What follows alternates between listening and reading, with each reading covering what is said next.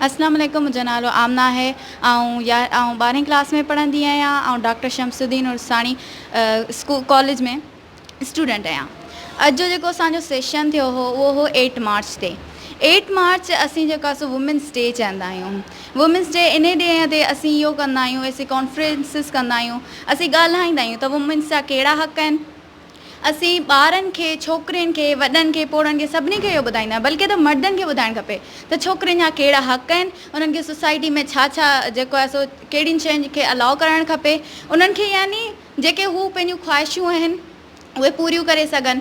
अॼु मिस मारवी आई हुई असां वटि, उन असांखे इलाही कुझु सुठियूं ॻाल्हियूं ॿुधायूं, असांखे अवेयरनेसिस ॾिनियूं ऐं असांखे इहो ॿुधाई त छोकिरियुनि जा कहिड़ा कहिड़ा हक़ हूंदा आहिनि। अगरि उन्हनि सां कुझु ग़लति थिए थो हू ॻाल्हाइनि।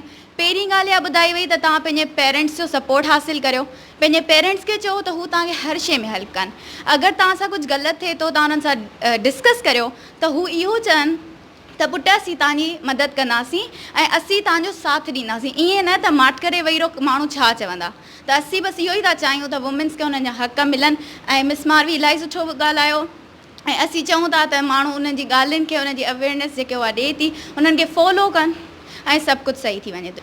जॾहिं एजुकेशन जी ॻाल्हि थी अचे त इहो त ॻाल्हि आहे त दुनिया में मोस्ट ऑफ द गर्ल्स मतिलबु जेको वधीक परसेंटेज आहे मेजॉरिटी उहो छोकिरियुनि खे कोन थो पढ़ाए वञे। विलेजिस में या उहे इलाइक़ा जेके सफ़ा पुठिते रहिजी विया आहिनि उन्हनि में छोकिरियुनि खे राइट्स नथा ॾिया वञनि ताकी हू पढ़नि, तइलीम हासिलु कनि। छो त अगरि हू तइलीम हासिलु कंदियूं त हू पंहिंजे हक़नि लाइ ॻाल्हाईंदियूं, त उन लाइ इहो ज़रूरी आहे त उन्हनि खे तइलीम ॾिनी वञे। ऐं वरी उन जो वॾो मसइलो इहो हूंदो आहे त जेके गवर्नमेंट जा जेके टीचर्स हूंदा आहिनि जिन खे जॉब्स मिलंदियूं आहिनि वग़ैरह, उहे विलेजिस में जॉब करण लाइ तयारु न कोन हूंदा आहिनि। छो? जॾहिं त उते जा ॿार घटि एजुकेटेड आहिनि। तव्हांखे इहो खपे त तव्हां अहिड़ियुनि जाइ ते जॉब करियो जिते तव्हांजे मतिलबु हुनर खे ॾेखारियो वञे न। तव्हां टीचर आहियो, उते जॾहिं तव्हां वेंदा तव्हांखे ॾिसी उन मां इंस्पायर थी ॿिया वेंदा ऐं ईअं उते जा ॿार एजुकेटेड थींदा। बसि आउं इहो ई थी चवणु चाहियां त एजुकेशन सभिनी खे ॾियो, ॻोठ जो ॿार हुजे या शहर जो, बराबरि सभु आहिनि।